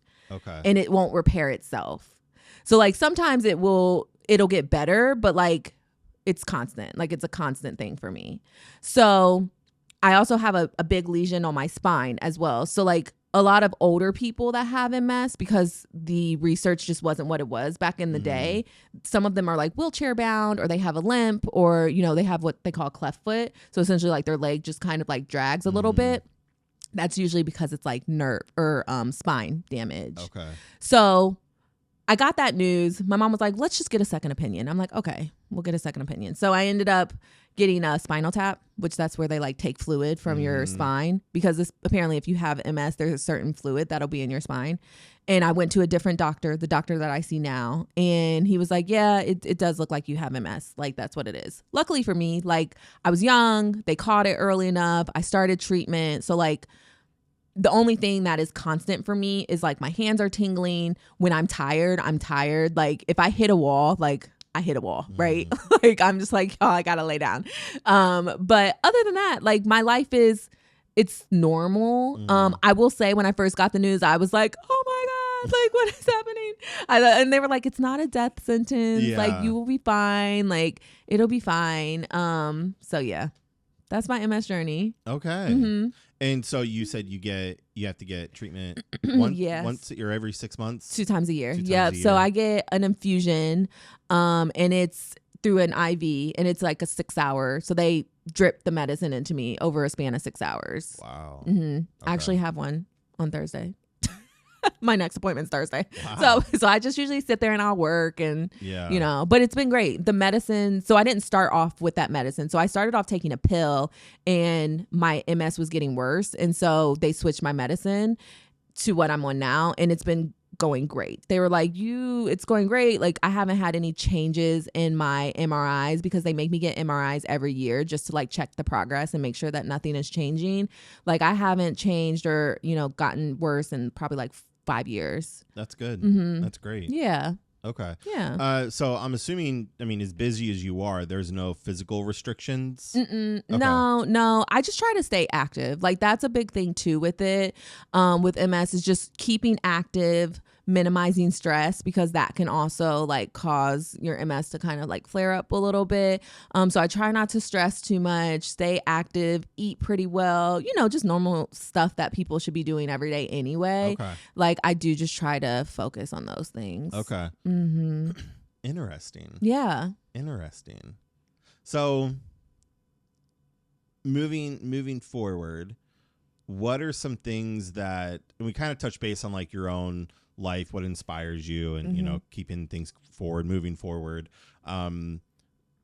What keeps you to become or be a better person? Like what really, because again, you talked about how your son's your motivation. Like you want him to have the life that you grew up with, and being able to have financial stability, and be getting a scooter for your nephew and all those things. For Karima sitting across from me, what moves you to be dominant is a strong word, but just motivator? In other people or in myself? Like a Yourself. motivator for myself? Yourself. Yeah, okay. I think I feel like you just got like a ton of wisdom in you. You got all this information and life experience. So that's why I'm curious to know, like, what really, keeps you going? Yeah. I mean, I think what motivates me to just keep me going outside of just like, the things that I've kind of already said on a day to day, I feel like past experiences have truly shaped me, whether it be good or bad, and that has taught me how to be a better person, right? In all facets, right? That has taught me to just want to keep going, but also to keep pushing forward in a positive way, if that makes sense. Yeah. Like I want to be I just ultimately, like, for me, it's being about being a good person, right? Yeah. Like, I can have all the things in this world, but like, if you're not a good person, like, I truly believe like God will humble you. Yeah. Like, ain't that the truth? And period. Because like, I truly believe that. And so it's like, I always try to remain humble, right? No matter how much I have or the things that I do have, like, I try to remain humble and know that like all of this could get taken away, right? Mm-hmm. If, in that way. So I think it's just about being just a good person. Like, I want to be a good person. Like, and so it's like every day I wake up and it's like, all right, what can I do today to, either move myself, move somebody else, like help someone in a way. And I was watching a video the other day and I can't remember who it was of, but it's like sometimes when you are struggling to like, cause I feel like I get into a rut sometime, like, oh gosh, I feel like everybody does, right? And sometimes when you get into those ruts, the way that you can get yourself out of this rut is by serving and doing selfless things, right? For other people outside of yourself. And so I try to do that when I feel myself like not being as motivated or not, wanting to do what I want to do, just kind of like, and that's probably why I enjoy being a wedding planner so much, because we're getting paid for it. But like, sometimes I'll do things that are quote unquote not in our scope of work because it's like, I want to, right? Like, I want to see this day go really, really well. Like, I want to, whatever the case may be. And sometimes that selfless work is just so like, it's just so rewarding. Yeah. Right. And so, yeah. I don't know if that answers your question or not. That's good. Yeah. Just helps building more a little bit of like the personality of Karima. So with your name, it was funny. The first time I found out your name, Karima, and listen, I'm not like a big sports guy. Yeah. But it made me think of Kareem, Abdul-Jabbar. Basketball player, right? Yeah. So are your parents like basketball fans and decided to add the Karima? Because when playing back, because he was huge, famously known NBA player, but it makes me think like when people like chant his name Kareem, it makes me want to go Karima, just like chant it. No, I mean my dad does like watching basketball, but Karima, it's actually an Arabic name. Okay. So Kareem and Karima, they're both Arabic names. Karima means generous. So that's the meaning of my name. Okay. Mm-hmm. Yeah. Well, that kind of ties in with your whole life story then. Yeah, thanks. That's cool. Yeah. That's cool. I love that. But real quick, back in middle school or back growing up, people would always be like, oh, Kareem Abdul-Jabbar. Or they'd be like, oh, Kareem mushroom soup. And I'm like, it's actually cream. Kareem mushroom soup. That's funny. Yeah. So. Well, we'll go there. Any favorite foods, favorite meals? I like Japanese food, like hibachi. That's probably my favorite. Okay. Mm-hmm. Okay. Yeah. Do you go out a lot for that, or do you cook at home? Oh no, I'll go out for hibachi. Yeah. Okay. Yeah. All right. I like to eat the fire, all the fire and all that stuff. Yeah. I love hibachi. It's so That's good. cool. That's cool. Mm-hmm. So when you're doing life, you're doing business. We talked about hobbies a little bit, your interests, your son, your life work. What's next for you? Yeah. I think for me, I want the second venue. Obviously, opening up a second venue is next. And hopefully, I really want to get into a public speaking. I like public speaking. Okay. And so I want to be able to just kind of like share my testimony and share my story, you know, just to, you know, in hopes that maybe someone will hear it and feel inspired by it. So yeah, I really want to get into public speaking. Okay. That's cool. Yeah. Do you want to get married? Is that a goal for you? It's not a goal. It's definitely not a goal for me. I mean, I don't want to say yes, but I don't want to say no either. I mean, kind of. I'm teetering more towards the no than I am towards the yes. Let me just be honest. I'm teetering more towards the no than I am towards the yes. However, right, if I were to meet someone that could change my feelings about that, like I'm open to it. Yeah. Like, I think right now I'm just so like embedded in just like working and, you know, all that, raising my son. And, you know, I'll be an empty nester in 5 years. My son will be, which is crazy to say, my son will be graduating high school in 5 years. So like maybe in 5 years, like, like maybe I'll meet someone and be like a golden age bride, you know, whatever, whatever the case may be. Who knows? Okay. So yeah. Okay, cool. It was just random. It's not question. a hard no. Yeah. But it's not like a yes, I want to get married. Yeah. Yeah. Okay, that's cool. It's always an interesting question to ask people because like kind of where they're at. Because I mean, even in today's generation, I feel like it's very, very hard for people to have like a definitive answer because again, navigating life, the culture of things. Yeah. And so I was hanging out with my friend Matt the other day, and he's like, "Why aren't you married? Why aren't you seeing anybody?" I was like, "Well, I'm pretty content. I'm content right now, for sure." And it's one of those things where it's always, I mean, it's always a risk, right? There's always like that risk factor, but it's always, I feel like there's more doubt. Not because it's not wanted or because, you know, it wouldn't happen, but I feel like people today just kind of have more of a doubt as to what that is. And again, there's a lot of factors with that. So like if you're an entrepreneur, if you're in business, if you're raising a kid and all those things, like there's so much more you have to consider instead of just like finding someone and be like, "Oh yeah, I like you too. For sure. Let's go." For sure. How old are you?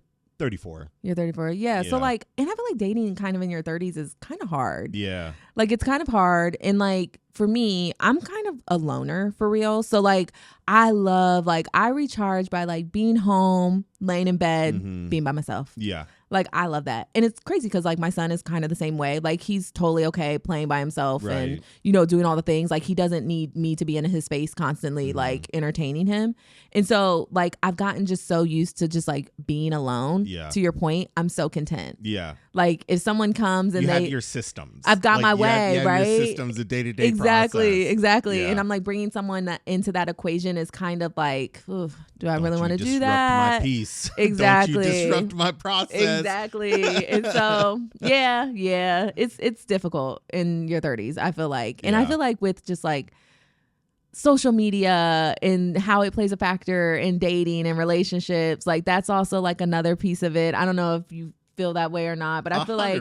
Like I don't know. This is my own 2 cents. I personally feel like social media has completely derailed everything. The whole like adventure of seeing someone or getting to know someone, because like social media is just I have a love-hate relationship with social media. Yeah. I think it was like 2 years ago.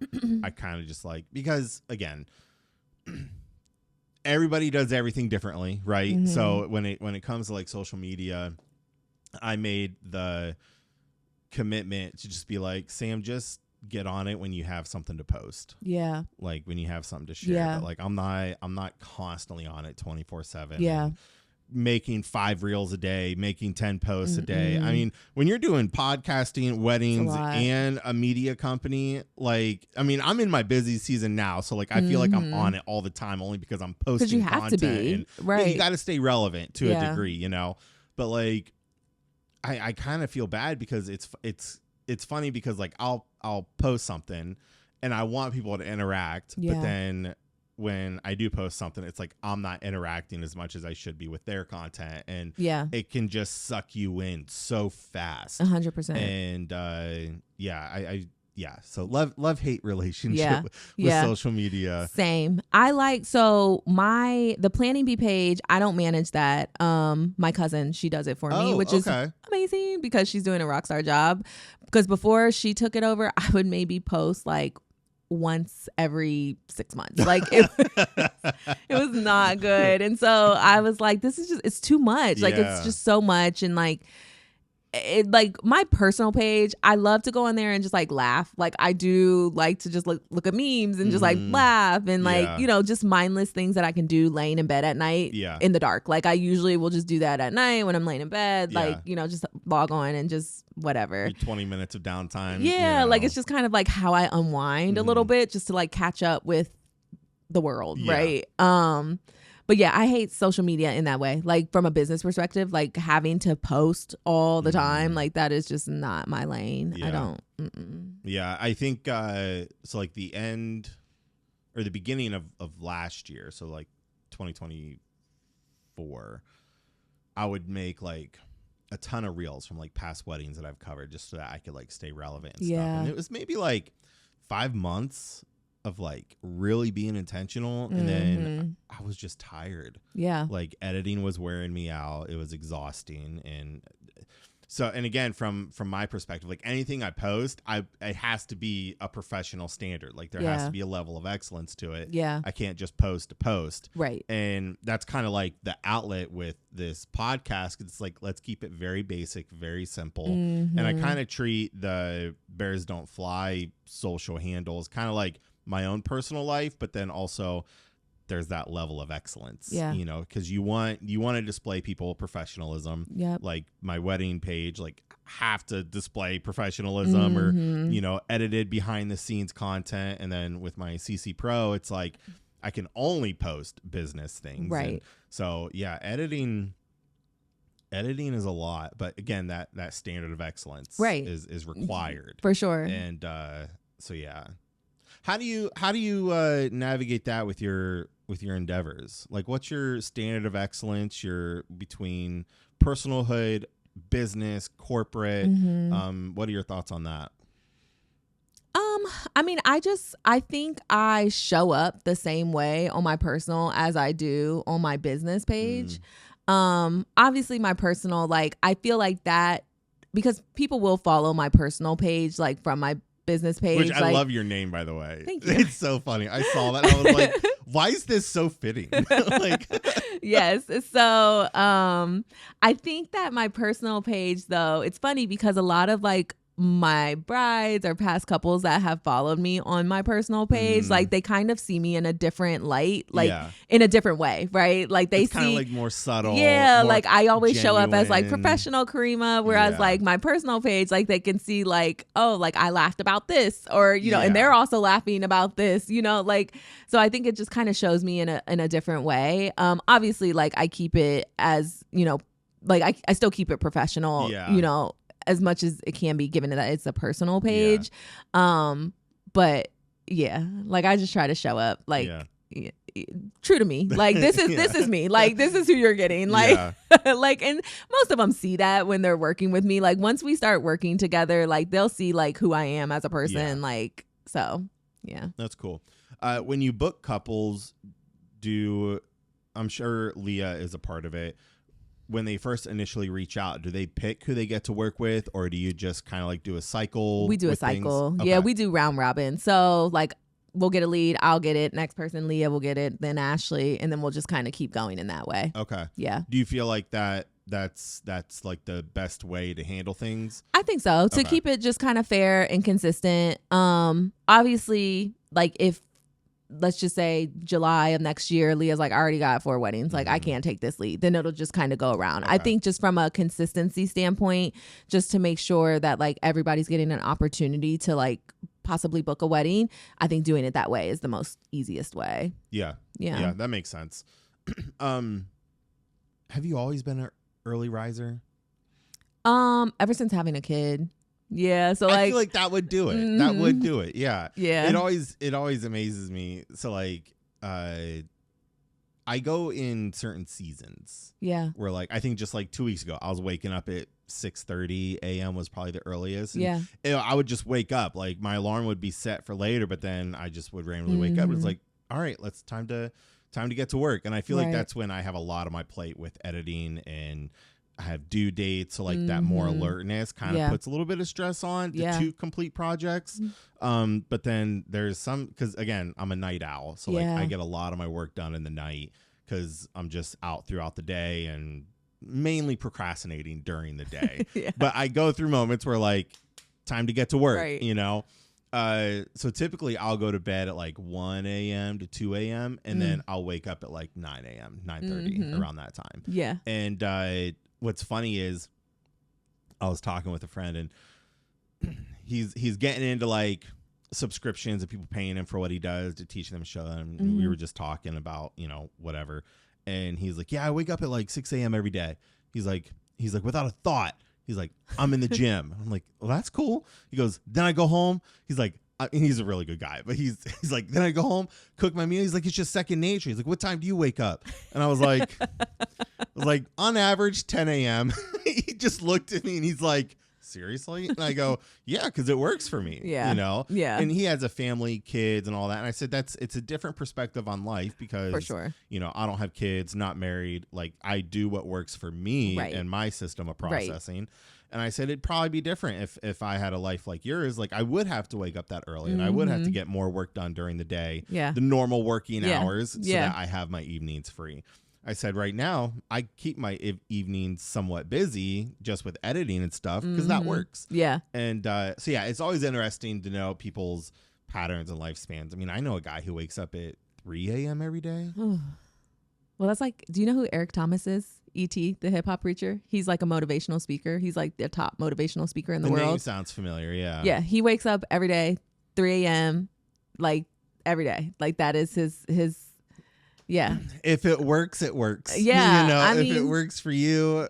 You know, it's crazy because like, I mean, and I guess it could kind of be the same thing as being like a night owl, right? Like if you're staying up till 1, 2 o'clock in the morning, like most people aren't up at 1, 2 o'clock in the morning. It's just kind of like the reverse in my head. But I'm not a nighttime person. Like I am yawning, I'm sleepy at like 10 p.m. Like that's when it's kind of like, even like last night on a Friday, like I was asleep at 10, like on the dot. I was like, oh, I'm going to bed. Like, But I'll change too. Like I've been going to bed at 8 p.m. before and I'll wake up at 5 a.m. And but then other times I'll stay up till 4 a.m. and then I go to bed at 11 a.m. and I'm waking up at 5 p.m. So my cycle definitely changes a lot. But like I feel like when I have a busy month, if I'm working Saturdays and if my sleep schedule's kind of out of funk because, you know, again, stress or getting projects done, I'll purposefully stay up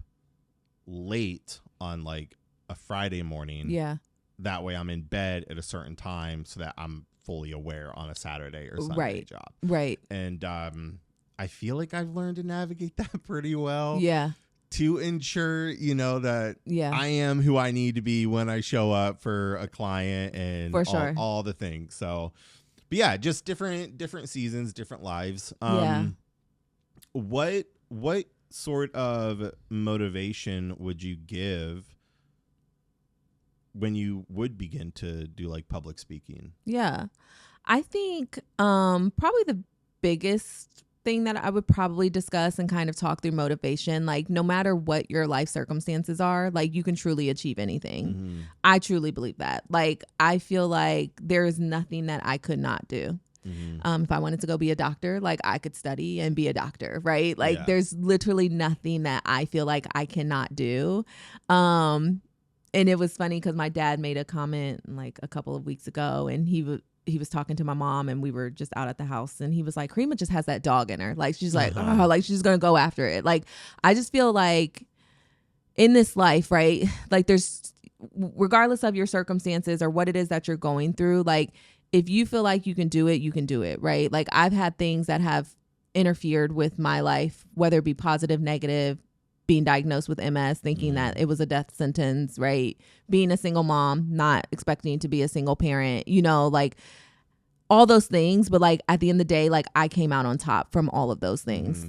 And I think I was watching a podcast with Emma Greed, and she interviewed Michelle Obama, and she made a comment like, if you hear that little voice in your head and it's that little voice is telling you to do that or do that, like you have to listen to that little voice in your head, right? And like for me, like I've always kind of listened to that little voice, like, you know, not all the time, but I have listened to that little voice, like just do it, you got to do it, like try this, try that, you know, whatever the case may be. And yeah, like I just, you know, I think I'm proud of myself for building a business that is doing as well as it is. And then with Genesis, you know, opening a venue downtown Columbus, full transparency, you don't see a lot of Black women doing that in downtown Columbus. There's not a lot of Black owned venues in downtown Columbus. And so, you know, showing other Black girls, Black women that you can do this. Like you really don't have to be a product of your environment, whatever that is. You know what I'm saying? You do not have to do that. And so, just kind of showing up for girls that look like me. I love it. Yeah. That's fun. I love that. So I did have a question. Now it just left.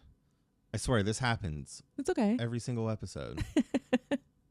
Podcasting is hard, but it's also easy. Yeah. Because I want to gather so much information and experience from people who I bring on the show. And it's like, it's always a challenge because they'll be sharing or you'll be sharing something and then I'll think of a question, but then you keep sharing and I don't want to interrupt. So then like by the time you're done sharing, it's like, gosh dang it, what was that question? Because I know I had one. Oh my gosh. Man. What is a situation in your life that was or turned into a negative experience that you kind of flipped to be a positive for you? Yeah, I mean, I think becoming a mom, like obviously when I found out I was pregnant, I was like, whoa, I'm pregnant. Like it was kind of scary. But then when I got all my jitters out, told my parents, told my sisters, they were all like, oh yeah. And I was like, okay. Like, you know, I had graduated college at the time. Like I had already graduated college. Okay. Even though I was young, I was an adult, right? At that point. So like at first it started off as a very positive thing, but then once, you know, Keon got here and I realized what the situation was and that I was going to have to, you know, kind of navigate parenthood by myself, like that turned into a negative in my mind because I didn't want to do that. Like that was obviously hard for me because I grew up with two parents in the household and I knew that like Keon was not going to have that. And I had to make that decision to just be okay with that, right? Like that it's okay. Like he'll be fine, like not having both parents in a household. But then ultimately it turned into a positive because that is the driving force for why I'm doing everything I'm doing. Like that's the driving force why I bought a house because I wanted him to have a house. You know, I grew up in a house like that my parents were able to give us. And so I was like, all right, I want a house for him. So I went, got a house. Right.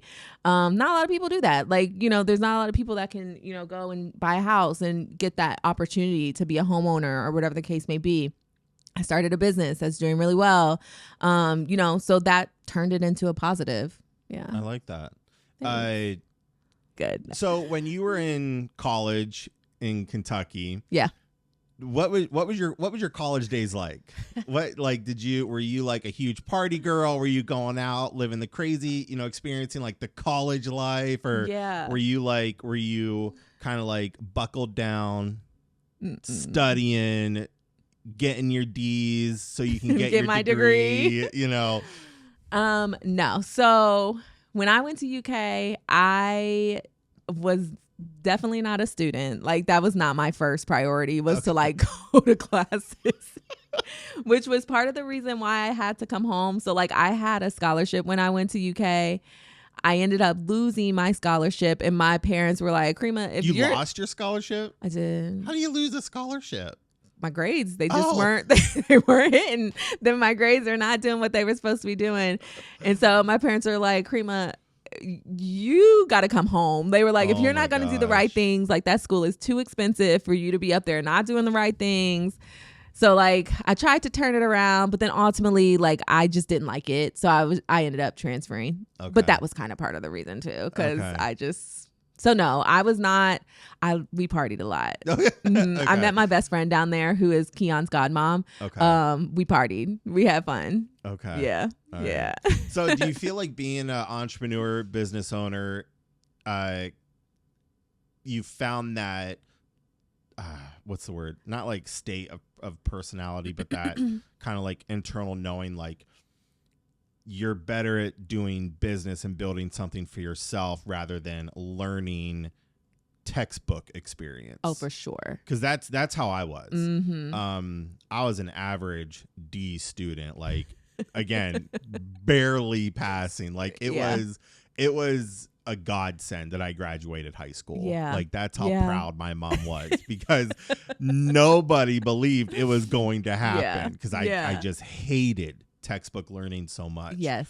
But when I went to a trade school, oh, that's awesome. the last 2 years of high school, because I got kicked out of my previous school. Yeah. Went to a trade school, shot up straight A's, like because it was more physical. It was hands-on learning. So do you find yourself, when you started doing business and building something for yourself, you were able to learn and experience more because you were actually doing it and for sure. learning from it? Absolutely. So I was a lot like you. Like textbook learning wasn't my thing. I didn't like to do it. However, when we would get like projects and we would have to do like, actual like physical projects. You remember when you had to do those box things and you'd have to like make a scene from a book inside it? Stuff like that. I liked stuff like that. Like that would excite me. But when it came to just like reading a book and like having to write about it, like I just couldn't focus. But yes, hands-on, like that is my thing. Like I like to be able to physically do things and be very hands-on. That's how I learn best, is like actually just doing it. And that has helped me a lot in regards to my businesses as well. Like I like to do it. I like to have like constant stimulation, by doing it hands-on, whereas opposed to just like, here's a piece of paper, read how to do it. Cause I will skim read the hell out of that paper. Like, I'm like, okay. Like, all right, I read it. Take it back. Give me my D. Right, here we go. Like, yeah. Yeah. What were you like as a kid? I was quiet. I was a quiet kid. Like I was very quiet. I always kind of felt a little bit different. I was the only Black girl like in my school. Okay. Yeah. So when my family moved to Sunbury, I feel like we had those too. There's just like one Black kid. we were it. That's it. Small town. So small. So when my parents moved to Sunbury, there was 2 Black families. There was my family and then there was another family. They were from Nigeria, I think, originally. And people would always be like, "Are you guys related?" And we're like, "No, we're not. We're not related." Like completely different family. Yeah. So yeah, it was like my family was like, I was always the only Black girl, like in every class. And so I always kind of felt a little bit like an outsider a little bit. But luckily I had great friends though. Like a lot of my friends that I went to elementary school with, I grew up with them and we stayed friends all throughout, high school. Yeah. So, and I still talk to a lot of them today, which was great. But I feel like that experience also was helpful to just like how I show up in the world today. Like I am okay being the only Black girl in a room full of people that don't look like me, right? Like I'm okay with that. But yeah, I was a really quiet kid. I didn't really find my voice per se until probably like my senior year of high school. Okay. Yeah, like I was definitely a quiet kid. And it's crazy because like looking at myself back then and seeing who I am now, like now it's like I got a voice. Like I'm gonna like I'm gonna say what I want to say. Like I'm very much so like out there now. Yeah. Okay. Yeah. That's cool. I like it. That's cool. Yeah. I feel like I feel like I always had a voice in high school, but that's mainly because I was just not a good student. Yeah. I've always been very vocal. I'll say that. I've always been very vocal in good times and bad. I've never had an issue telling people what I think. And that got me in a lot of trouble. Yeah. Starting out. But as you know, you get older, you experience things, and you're like, Sam, you don't have to say those things. Like, you can just keep them to yourself. Right. You know?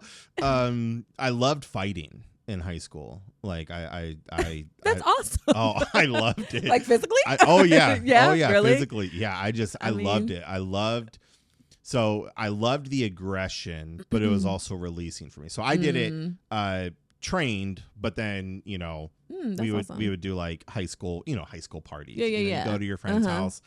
I was one of the guys who was always waiting. I was waiting for someone to act up. I was waiting for someone. And sometimes I would push buttons a little bit to have this thing. All right, let's go outside. Wait, where did you grow up?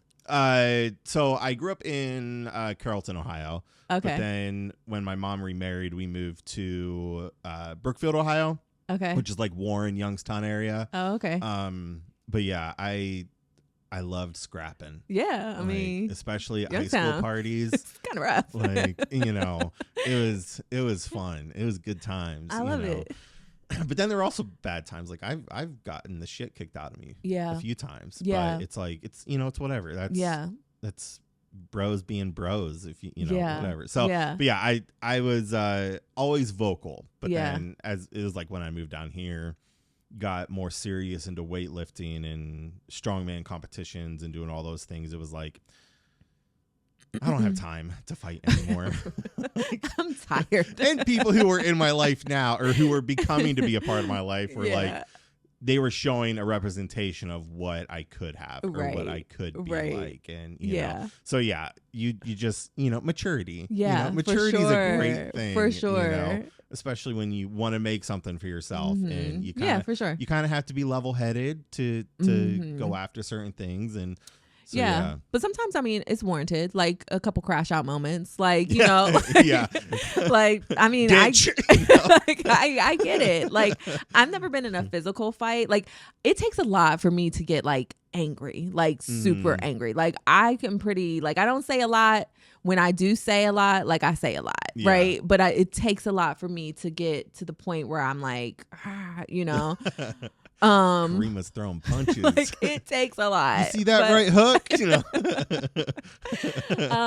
But yeah, I mean, I think everybody has their breaking point at some point. You know, there's definitely times where like crashing out is warranted. Like, you know, just the other couple weekends ago, I had to crash out on the security guards at my son's basketball tournament. Like, my parents were just like standing there looking at me like, wow. Karima. Yeah, like literally losing my shit because from? Like these.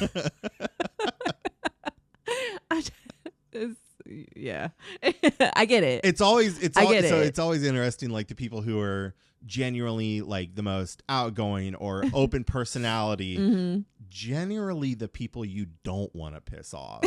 You know, like I don't have a fighting bone in my body today, but if there was a situation and somebody really was firing me up, gloves are coming off, Bubba. For sure. Like, we're gonna do the dang thing. And you know, it's always funny because it's always like bubbly, outgoing, great personality. But then when you step on their wrong side, it's all over. You get Satan. It's all over. Yeah. Like, yeah. And like too, like for me, like sometimes like when I get to that point, like I have a slick mouth. Like I'm going to, like I hit below the belt in so many ways. You're gonna push the buttons. I'm gonna push the buttons and like I'm gonna do all the things. Like, and then like after the fact, I'll be like, Karima, why did you do that? Like, why did you say that? Like, why did you, like, that was uncalled for. Like, where did that come from? Like, that was just evil. Like, you shouldn't have done that. Like, I'll have a coming to Jesus moment with myself. Like, that was not kind. Oh, but yeah. I've had moments where like I'd be driving home or even anywhere and it'll just dawn on me like, Sam, why'd you say that? Right. You probably shouldn't have done that. You know, it's just like, humble. Yeah, exactly. Ask for forgiveness. Definitely. Like, Lord, forgive me. I'm sorry. And even sometimes like I'll respond to an email and like it's an email where I have to be like a little bit more like straightforward, aggressive, but like stern, I also want to be solid, like professional. Yeah. And so like me, I'm a pretty like cut dry person. Like there's no gray area with me. Like even when people are approaching me, like I need this or that, like I can't get the gray because then I'm going to interpret it like, a way that you may not be sending it to me. So like when Yeah. people are like, well, maybe, or this, I'm like, which one is it? Is it yes or This is it or no? this? Like, Yeah. I need, just tell me. I was like, do you like it or do you not? I was like, you will not hurt my feelings. Like, Yeah. please just let me know. And so when I send emails where I have to be more stern, because I am like not that fluffy emailer, like Yeah. Taylor, she always makes fun of me because like people will email and they'll be like, happy Monday. Like, I hope you're having a wonderful day. And then they'll go into asking the question. And you're like, today's great. Anyway. No, I don't even say today's great. Here's the answer to your question. Like, I'm just not like that type of person to do that type of stuff. And so I'll have to like send it to like Leah or Taylor and be like, how does this sound? Like, does this sound like warm and fluffy? Well, now ChatGPT is great because I'll be like, make this sound more warm. Make this sound more professional. Like, because I lack that. So you probably receive constructive criticism very well. I do. I love constructive criticism. Like, I like when people tell me when I'm wrong. Mm-hmm. I love when people tell me when I'm wrong. I like when people tell me when I'm not wrong. Like, I like when people are like, Karima, you're doing a lot, girl. Like, I like when people tell me those things because I really do take it to heart. Mm-hmm. Like, I will take what they're saying and try to improve it. Yeah. I really do. So like, I'll ask people like, was I wrong? Did I do something wrong? Was I wrong in this situation? And if they're like, well, I mean, you could have handled it this way, or you know, like you're being a little harsh, or like it's a little wrong. Like, I'll be like, okay, all right, like I'll take it. Mm-hmm. Yeah. I've learned I'm the same way. Like if I have an area that I could be doing better in, and someone doesn't tell me I could be doing better in, and it could be business, life, whatever.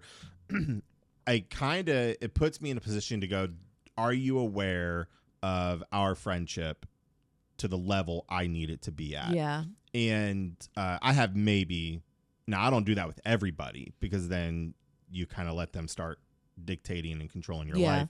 There's like maybe 2 or 3, maybe 4 people that I'll go to for different situations and ask their opinion on stuff to better my situation or knowledge or experience, whatever. For sure. And but then there's people who don't want constructive criticism. They run from it, or they'll never critique anything.